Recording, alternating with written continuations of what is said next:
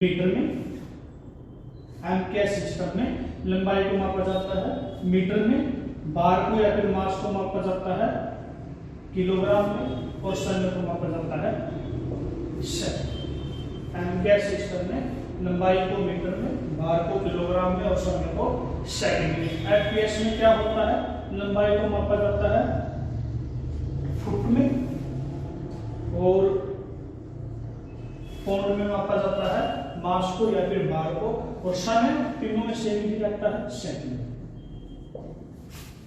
ऐसे ही CGS system में लंबाई को मापा जाता है सेंटीमीटर में, लंबाई को सी सेंटीमीटर, बार को मापा जाता है ग्राम में और समय को सेकंड। जैसे नाम से ही पता चलता है एमकेएस में मीटर किलोग्राम सेकंड, एफपीएस में फुट पाउंड और सेकंड, सीजीएस में सेंटीमीटर ग्राम और सेकंड। तीन सिस्टम होते हैं मेजरमेंट के और तीन ही आधारभूत इकाइयां होती हैं। बड़े अच्छे से याद रहेगा, तीन ही आधारभूत इकाइयां हैं और तीन ही मेजरमेंट के सिस्टम है। MKS metre kilogram second, FPS foot pound और सेकंड, सीजीएस सेंटीमीटर ग्राम और सेकंड। समय हमेशा सेकंड में ही रहता है और आपकी मास और डिस्टेंस क्या होते हैं अलग अलग सिस्टम में अलग अलग तरह से मापे जाते हैं। ये आपको अच्छे से याद होना चाहिए।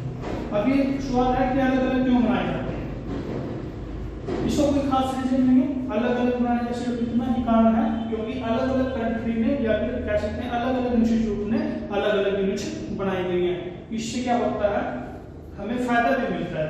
जब आपको ऐसा हो कि कम लेंथ को मापना है तो आप उसको सेंटीमीटर में माप सकते हो, उससे ज्यादा लेंथ को मापना है तो फुट में माप सकते हो, उससे बेहतर ज्यादा में मापना है तो मीटर में मापा जा सकता है।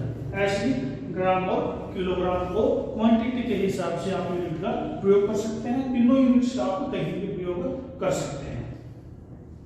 ख्याल रहे कि जिस यूनिट्स का प्रयोग करेंगे वो समझ आए। अब आपको यदि किसी चीज को मापना है, मान लीजिए कोई चीज 5 किलोग्राम है तो आप उसको 5000 ग्राम की अपेक्षा किलोग्राम में लिखेंगे तो ज्यादा बेहतर रहेगा क्योंकि आसानी से समझ आ जाएगा। 2-3 मिनट और आप पेज चेक करने में सीखिएगा। आप इसको रिपीट करके देख सकते हैं। अभी हमने क्या पढ़ा, तीन सिस्टम पढ़े, तीन इकाइयां पढ़ी। कौन कौन सी पढ़ी आपको पता है, लंबाई, बार और समय। डिस्टेंस या कह सकते हो लेंथ, मास और टाइम। तीन इकाइयों के तीन ही हमने सिस्टम पढ़े। एक पढ़ा हमने एमकेएस, एक पढ़ा हमने एफपीएस और हमने पढ़ा CGS. Metre, foot, centimetre, kilogram, pound, gram, समय के लिए तीनों बार सेकंड ही रहेगा। उसके बाद आपने क्या पढ़ना है, एक इकाई और आपने पढ़नी है कि टेम्परेचर।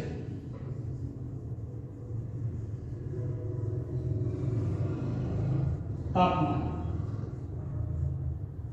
जिस प्रकार वजन के लिए किलोग्राम भी हो सकता है, पाउंड भी हो सकता है और ग्राम भी हो सकता है, तो उसी प्रकार टेम्परेचर या फिर तापमान के लिए भी अलग अलग यूनिट्स का प्रयोग होता है। जैसे हमारे कंट्री में क्या होता है, हम ज्यादातर डिग्री सेल्सियस में ही तापमान को मापते हैं।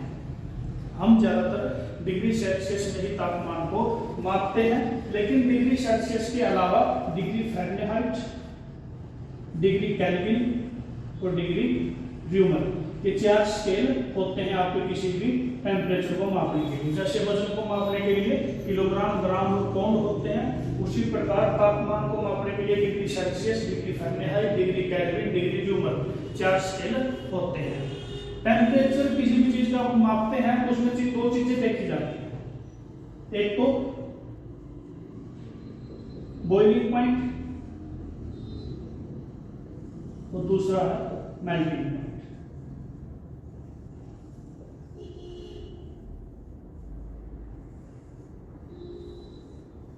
इसी के बेसिस पर आपको क्या होता है, स्केल की सीमा निर्धारित की जाती है। एक होता है बॉइलिंग पॉइंट और दूसरा होता है मेल्टिंग पॉइंट। बॉइलिंग पॉइंट वो होता है जिस पर आपका पानी क्या होता है, उबलना शुरू कर देता है, या फिर ये कह सकते हो मैक्सिमम पॉइंट,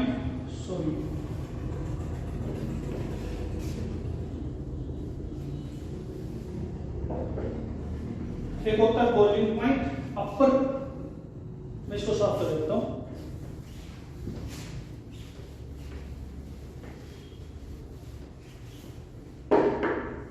देखिए तापमान के लिए 4 स्केल हमने पढ़े, degree Celsius, degree Fahrenheit, degree kelvin और डिग्री ट्यूमर। चारों स्केल में 2 पॉइंट होते हैं, एक होता है लोअर पॉइंट और एक होता है अपर पॉइंट। एक होती है मिनिमम वैल्यू, न्यूनतम वैल्यू, और एक होती है अधिकतम वैल्यू। लोअर पॉइंट और अपर पॉइंट चारों स्केल का अलग अलग होता है। जिस प्रकार अलग अलग स्केल आपके भार के लिए किलोग्राम, ग्राम अलग अलग स्केल होते हैं, कौन होता है उसी प्रकार टेम्परेचर के लिए भी 4 स्केल है, degree Celsius, degree Fahrenheit, degree kelvin और डिग्री ट्यूमर। अब देखिए डिग्री सेल्सियस में जो लोवेस्ट पॉइंट होता है, या फिर कह सकते हैं स्केल का सबसे न्यूनतम वैल्यू क्या होती है, 0 डिग्री सेल्सियस। स्केल के लिहाज से बात कर रहा हूं कि 0 डिग्री सेल्सियस क्या होती है सबसे कम वैल्यू, और अधिकतम वैल्यू कितनी हो सकती है, 100 डिग्री सेल्सियस। मिनिमम वैल्यू हो सकती है 0 डिग्री, अधिकतम वैल्यू हो सकती है 100 डिग्री सेल्सियस। इसी प्रकार फ़ारेनहाइट में क्या होता है, कम से कम वैल्यू होती है 32 डिग्री फ़ारेनहाइट, और अधिकतम से अधिकतम वैल्यू होती है 212 डिग्री फ़ारेनहाइट। जैसे सेल्सियस में 0 और 100, 0 सबसे कम, 100 सबसे अधिक, उसी प्रकार फ़ारेनहाइट में 32 सबसे कम और 212 सबसे अधिक। उसी प्रकार केल्विन में क्या होता है, सबसे कम वैल्यू जो होती है वो होती है 273 डिग्री केल्विन, और अधिकतम होती है 373 डिग्री केल्विन। कम से कम 273, अधिक से अधिक 373 केल्विन। और ल्यूमर में क्या होती है, सबसे कम वैल्यू 0 डिग्री ल्यूमर और अधिकतम वैल्यू 80 डिग्री ल्यूमर। इसका मतलब क्या है कि जब आपका सेल्सियस का स्केल होगा, मान लीजिए ये स्केल है, ये 0 डिग्री से शुरू होगा और बढ़ते बढ़ते अधिकतम 100 डिग्री सेल्सियस तक क्या होगा, सेल्सियस का स्केल होगा। फ़ारेनहाइट का 32 डिग्री फ़ारेनहाइट से बढ़ते बढ़ते कहां तक जाएगा, 212 डिग्री फ़ारेनहाइट। उसी प्रकार केल्विन में 273 मिनिमम वैल्यू से लेकर 373 अधिकतम वैल्यू तक। ल्यूमर में 0 डिग्री ल्यूमर से लेकर अधिकतम वैल्यू 80 डिग्री ल्यूमर तक। ये 4 स्केल होते हैं तापमान को मापने के लिए, सेल्सियस, फ़ारेनहाइट, केल्विन और ल्यूमर। अब एग्जाम की दृष्टि से देखें, एग्जाम के नजरिए से देखें तो क्वेश्चन कैसे आ सकता है। क्वेश्चन आने का तरीका रहेगा कि आपकी एक वैल्यू दे रखी होगी, मान लीजिए आपको दे दिया आपको 25 डिग्री सेल्सियस, तो आपको क्या निकालना है कि फ़ारेनहाइट में उसकी वैल्यू कितनी रहेगी, कि फ़ारेनहाइट में उसकी वैल्यू कितनी रहेगी। आज हमने क्या पढ़ा, फंडामेंटल यूनिट्स, आधारभूत इकाइयां जो 3 तरह की होती हैं, लंबाई, लेंथ, बार, मास और समय।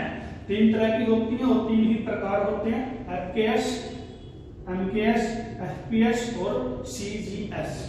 इसी प्रकार हमने पढ़ा तापमान की इकाई कौन सी होती है, तापमान की 4 इकाई होती हैं या 4 स्केल होते हैं, सेल्सियस, फ़ारेनहाइट, केल्विन और ल्यूमर। तो नेक्स्ट क्लास में हम इनसे रिलेटेड प्रॉब्लम्स करेंगे, न्यूमेरिकल्स करेंगे। तब तक आप इन 3 आधारभूत इकाइयों को और तापमान की 4 इकाइयों को अच्छे से बुक में पढ़ लें, देख लें, या आपको व्हाट्सएप पे मटेरियल मिलता है उसमें देख लें और वीडियो दोबारा देख सकते हैं। फिर मिलते हैं नेक्स्ट क्लास में इन सब की प्रॉब्लम्स के साथ। कुछ इस तरह की प्रॉब्लम्स नेक्स्ट क्लास में शुरू करेंगे और आधारभूत इकाइयों की प्रॉब्लम्स भी नेक्स्ट क्लास में सॉल्व करेंगे।